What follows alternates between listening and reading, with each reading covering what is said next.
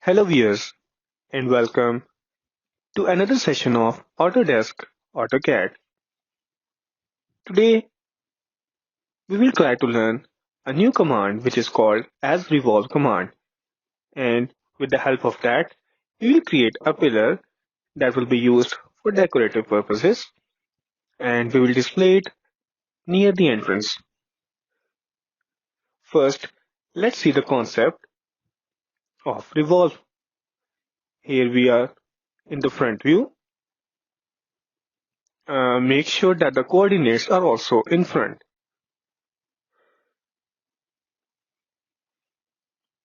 Now we will draw a straight vertical line. It will act as the axis of revolution. Now I'm taking a spline and drawing some random shape.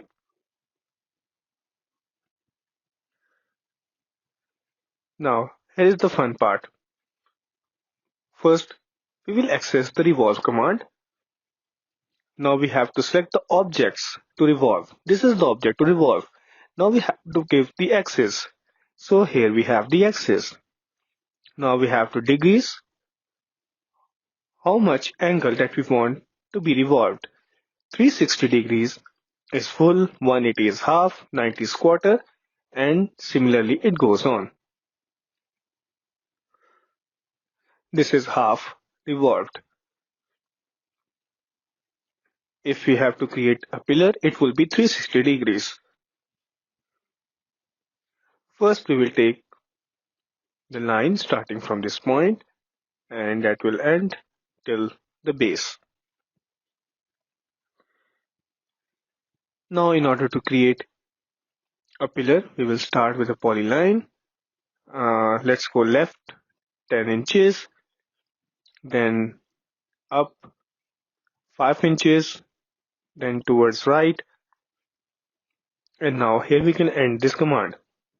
Let's get rid of this line in the center. So let's explode it first, and we can delete it simply by pressing delete button on the keyboard. Here we can take this type of arc, give starting ending point, and this distance seem fine, 180 degrees. From here we can remove this one as well. Now let's find the middle point. Here is the middle point. Let's give a reference line of 5 inches, and after that we can have an arc. So let's draw a random arc with nice shape till here.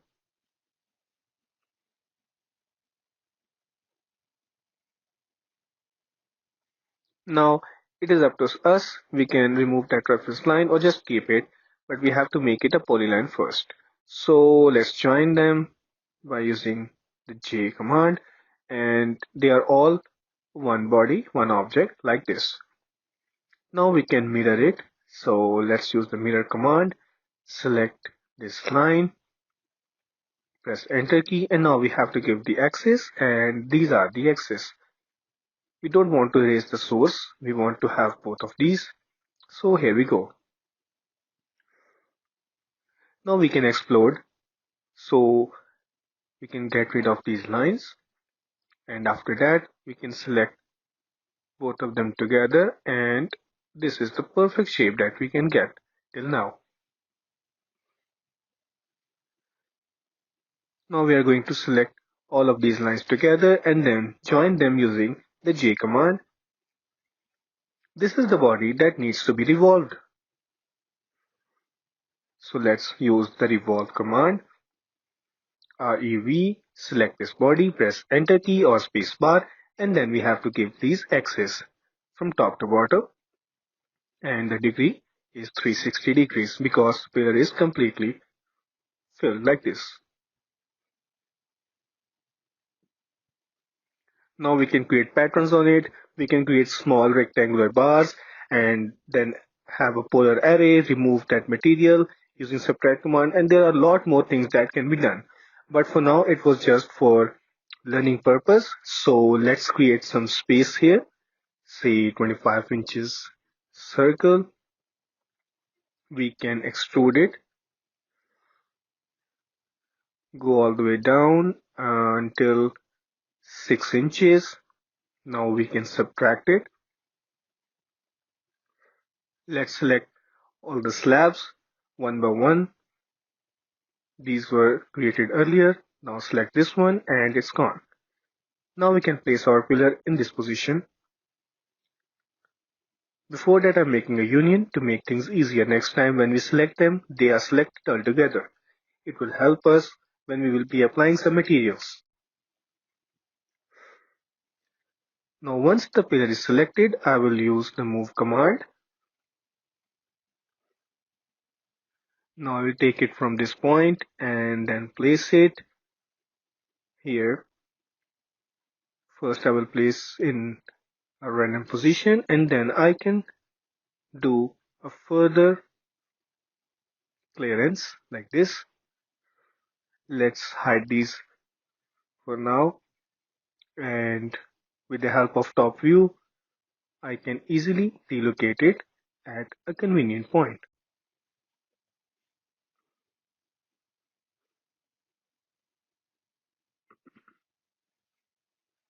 These arrows are pretty helpful sometimes, so let's place them like this, a little bit downwards, and it's all done.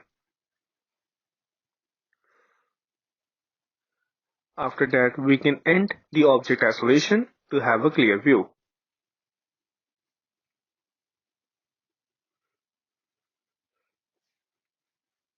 In this way, we have learned how to use Revolve command, and at the same time, we created a pillar. Now, this is conceptual view. It is also pretty convenient sometime.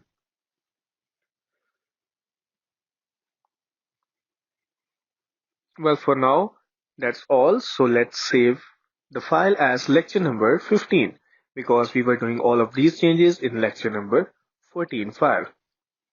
Once the file is saved, we can close Autodesk AutoCAD and we can view the file has been saved on desktop. Let's call it the day. See you in another session. Till then, take care.